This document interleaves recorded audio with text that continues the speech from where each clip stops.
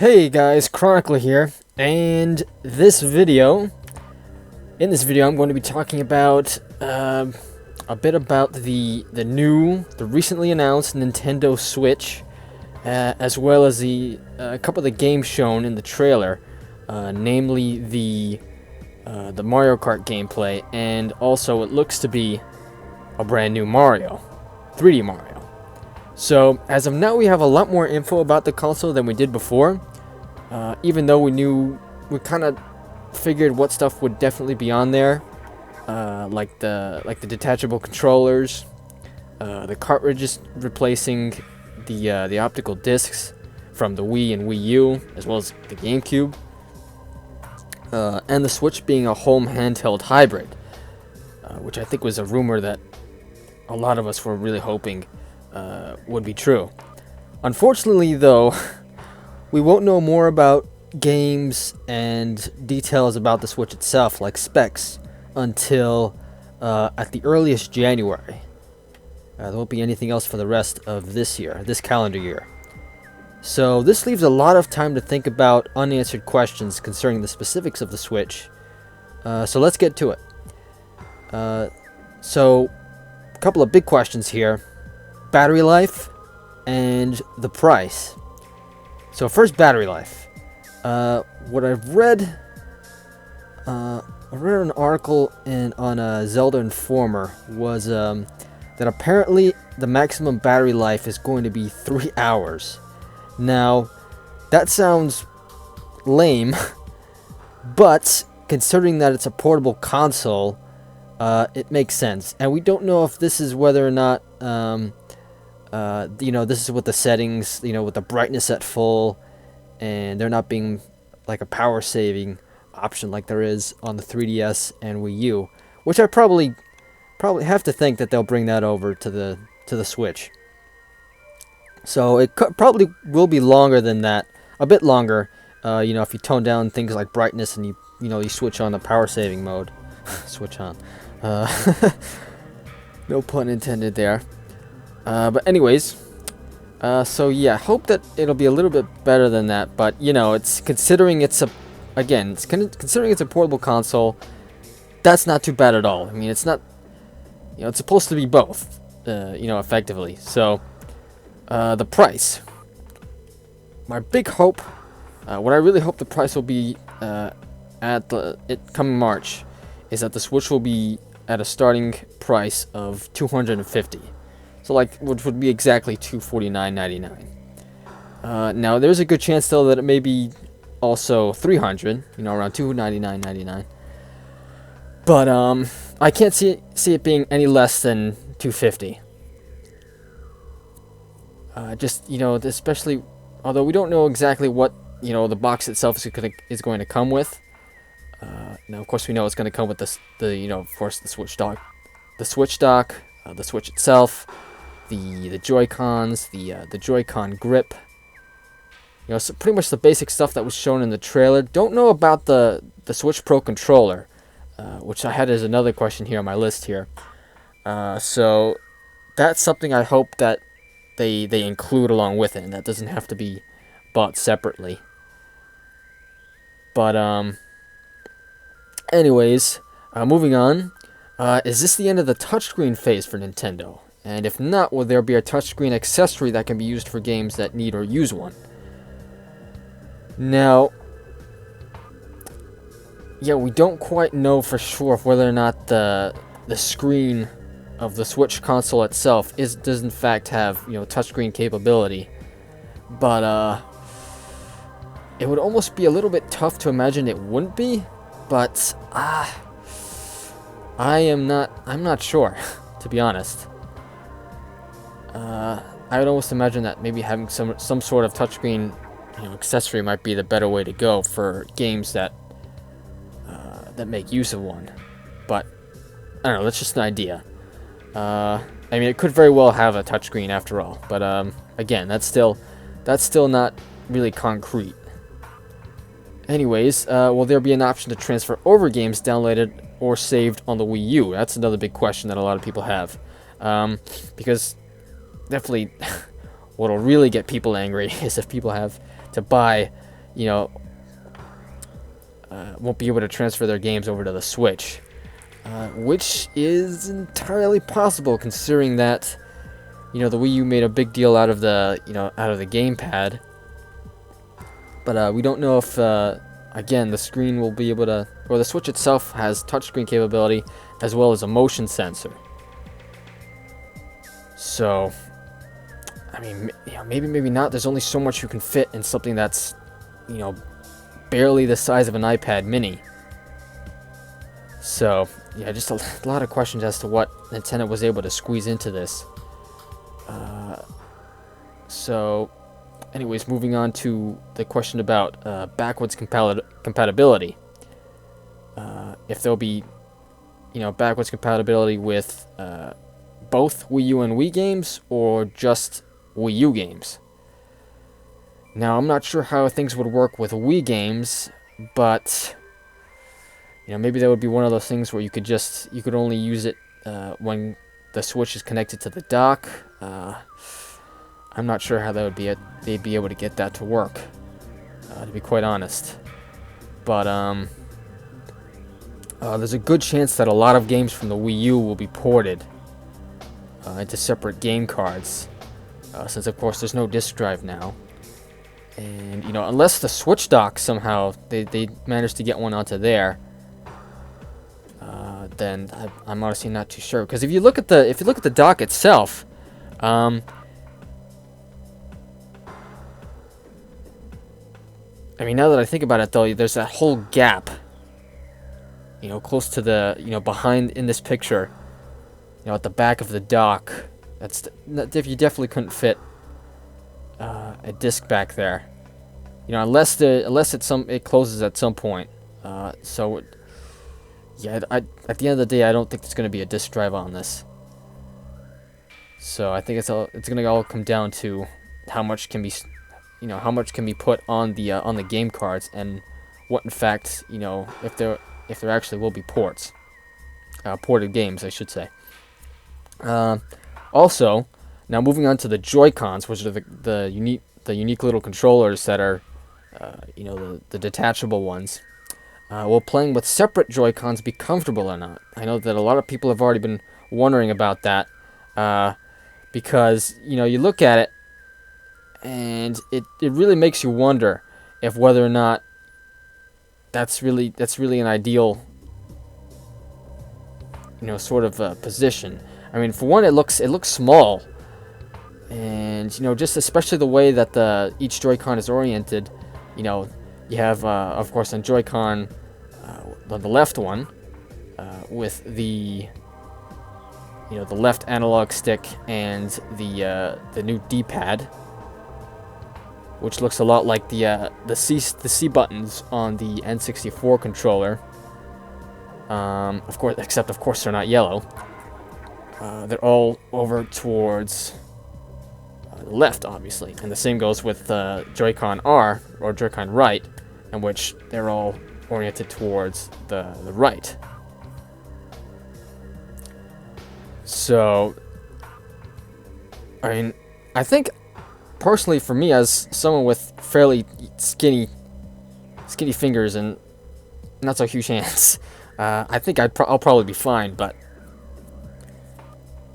I am certainly not everybody. So I hope that ends up working out. And also another thing is, you notice how in this this one shot of the two guys playing Mario Kart 8, or just Mario Kart. Let's just leave it at that for now. We'll get to that in a bit. Notice how both of the index fingers are on the top of the Joy-Cons, horizontally. I'm wondering if those two, if there's some sort of like pseudo shoulder buttons back there, just on that one side that ends up connecting to the main console.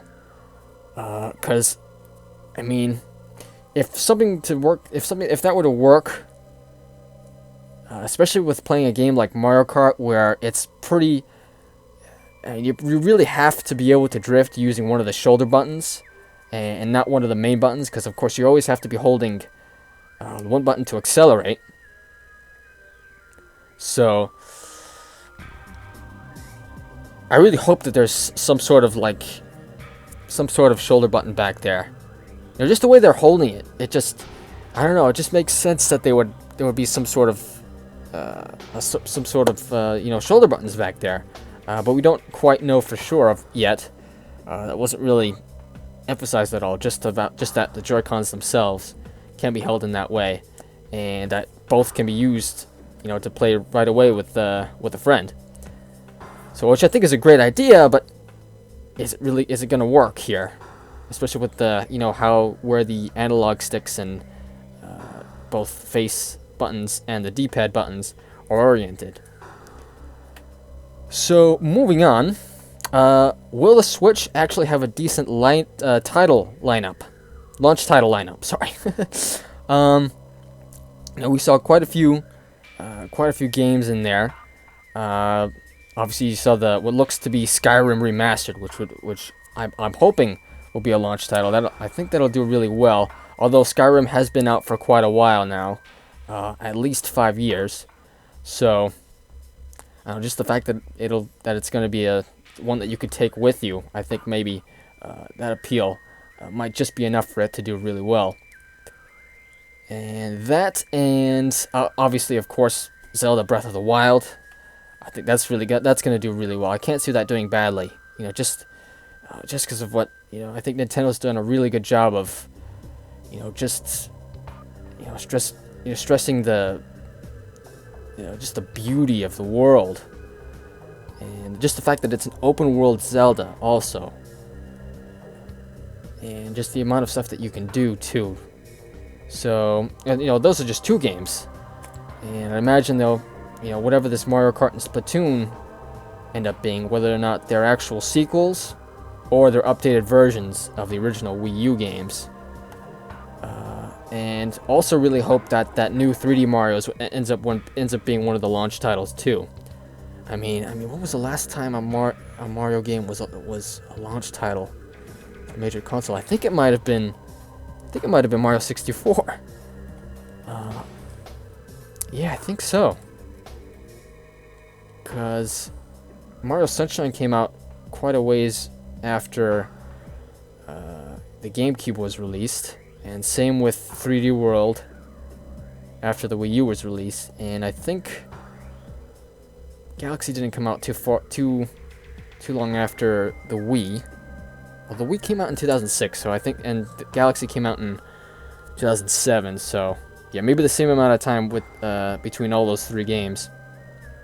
So, they did say that a Mario game would be released within 6 months of the launch, but I hope it's not actually 6 months to wait. That would be not okay.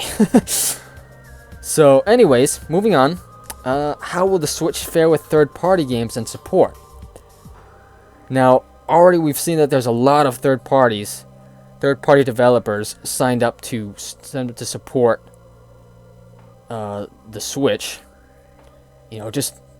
Big names like EA, Activision, Bethesda, Bandai Namco, Capcom, of course Sega, Telltale Games, Warner Brothers. Quite a few big names in there, and then pretty much the 2 rows of names at the bottom are all pretty much I think software. I think more engine-based developers. We also know that, of course, now to add to that list is the Unreal, the developers of the Unreal Engine 4, which I think should turn out really, really well. I hope. So, anyways, just out of curiosity, just how much can these Switch game cards store? I mean, if one of these things, which is really looks to be about the size of the 3DS game cards, it seems to be a little bit maybe not quite as wide, but definitely a little bit longer. Maybe more like an SD card. It's just, well, they have to have some serious firepower, or some serious storage, I should say, because firepower will obviously be on the Switch itself. So yeah, I'm really interested to seeing, just how many, big games end up being released for the Switch. And so that's pretty much all I have to. All my questions concerning the Switch. Let me know if you missed, if there's more questions I should address in another video. I could always do a second video of these because obviously there's still plenty of time to go before new information is released by Nintendo. So, anyways, on to the Mario Kart footage shown in the Switch trailer. So, was it a sneak peek of a new Mario Kart, or is it just an updated version of Mario Kart 8? Now,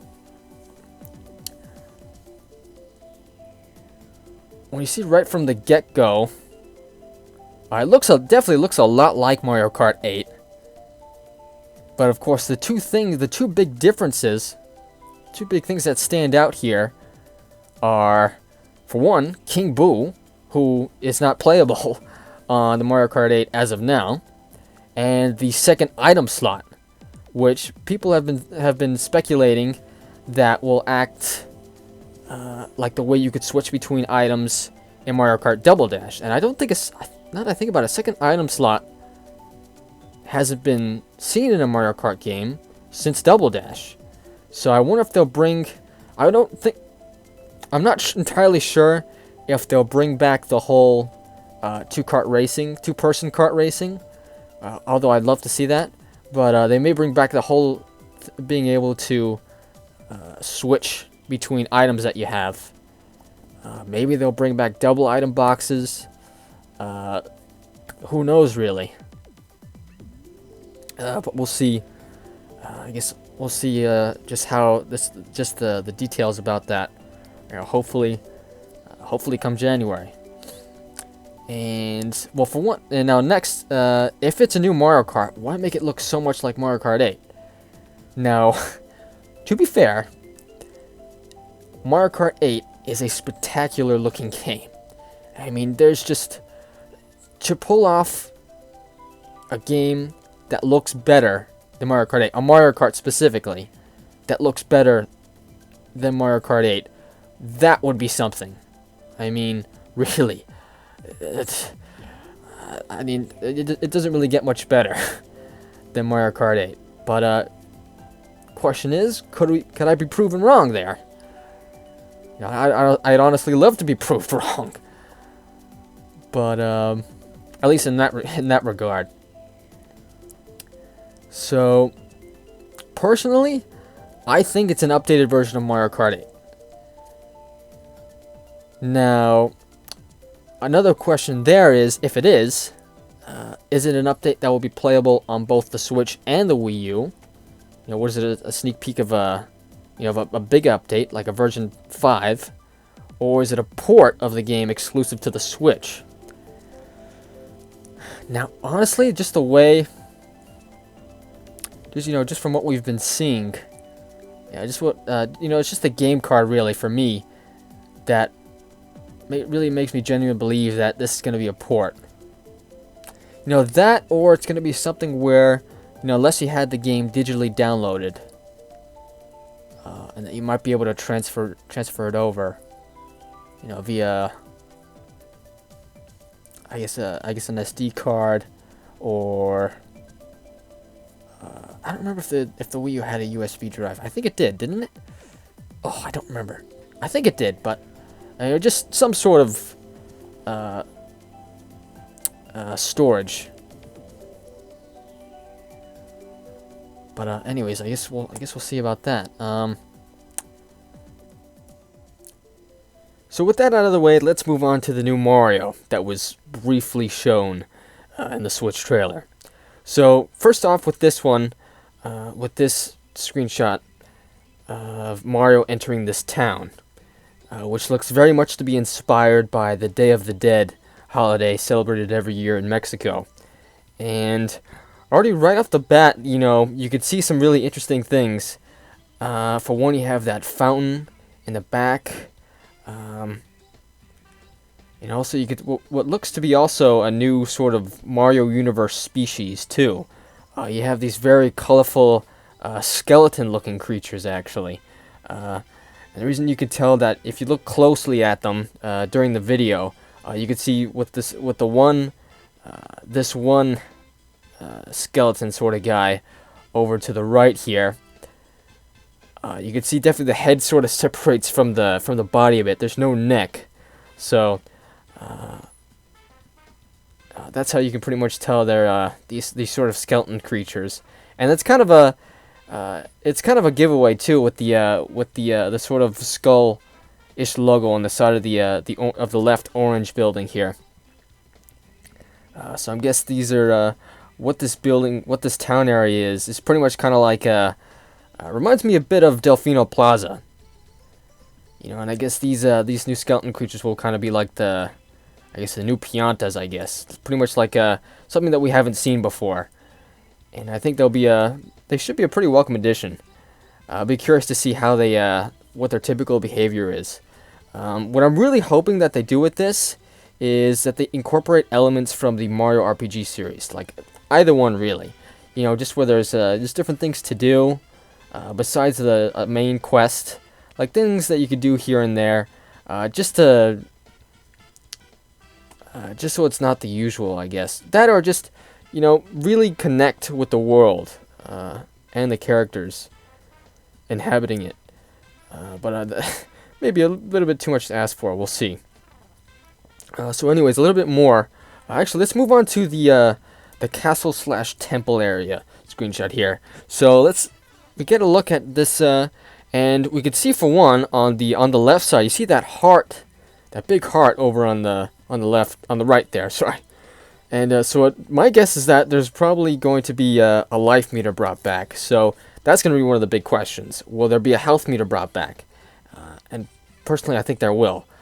There will be. I guess that sort of heart there is kind of maybe a giveaway, but we'll see what they do with that. Also, will the game, just in general, will this be a spiritual successor of some sort to Mario 64 and/or Sunshine?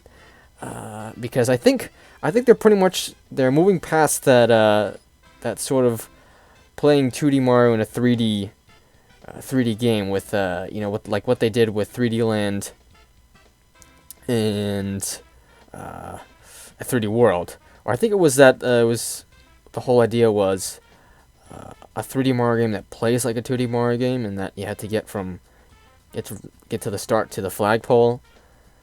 But anyways. One of the big things that stand out here that requires a little bit of taking a closer look at are these big chunks of ice, it seems, that are around the area. At first I thought they were almost like these really tall mountains in the background, but when you take a good look at it though, you can see that they're the sort of the one in the middle here between the really big chunk and the one that's right next to the heart. You can see that the cloud in the back is definitely kind of distorted looking through the ice. So, and it's also really interesting that there's actually ice to begin with here, considering that, you know, what we've seen so far is that this game may take place in a desert-like environment. So maybe perhaps something like Sunshine, where all of the levels, or the entire game takes place in this one particular, whether it be region or realm. You know, just kind of like Isle Delfino in Super Mario Sunshine, which I'd like to see them do, because I think it worked really well in Sunshine, made it really unique. I know that a big complaint about Sunshine was that there was a lack of sort of diversity in terms of each, in terms of the setting of each of the different worlds, especially after Super Mario 64, which had a whole bunch of different worlds, like just ranging from, you know, a battlefield to Lethal Lava Lands, to the Shifting Sands Land, the Hazy Maze Cave, Rainbow Ride. You get the picture. But honestly, though, they could really do something. They could do something really well, like what they did with Super Mario Sunshine. I think Mario Sunshine is one of the most underappreciated games of the Mario series, and I think if they stick with the usual sort of platforming, instead of adding something else, I think it'll be this upcoming Mario game will be appreciated on a larger level. But anyways, a big question there. Will this be in just one unique setting, like Mario Sunshine was in Isle Delfino, or will this incorporate a whole variety of different themed worlds or levels? I think there'll definitely be a bit of a variety for sure, but of course we've still yet to see if both of these bits of footage will in fact be either what you'll generally see in the game, or just a bit of one level. But anyways, back to the whole ice thing. Being in a desert probably means that these will play a big role in the game. Maybe it could. Like, will they in fact? Will these these huge chunks of ice play a big role? Because if we look back at the town area bit here, you can see that there's some ice around here too. You can see that there's look to be some icicles around the both ends of the wires, and also there appears to be a bit of some. I don't know if you look close to the fountain. It too almost looks like like the water coming from it may in fact be frozen, which is really interesting if that's actually the case. So it looks like there's something very, very strange going on here. And potentially, which opens up the idea of whether or not there will be an ice-themed villain to go along with this that's behind it. Assuming it's any part of the plot. But judging from what we've seen here, I mean, if this is in fact what we have to go on from these two bits of footage, it's certainly an interesting idea. Another thing though is another big question though: will this Mario game for the Switch in fact introduce a new villain or a new antagonist? Because they seriously need to not necessarily retire Bowser, but just reduce his role. I think it'll be okay for him to have a minor role in the game, or you just pull off a classic Bowser thing and just hijack the villain's I guess planned. I don't know, but anyways, it just can't be solely Bowser who's responsible, in my opinion, because to me it's just they've done it to death at this point. So, anyways, that's pretty much all I could really point out. I'm really looking forward to seeing what they announce about this, what the name of the game ends up being, just which one of those questions that I have will in fact be answered. But anyways, that's pretty much going to do it for this video. Hope you guys enjoyed, and let me know what you think about the different questions and ideas in the comments, and I will see you in the next one.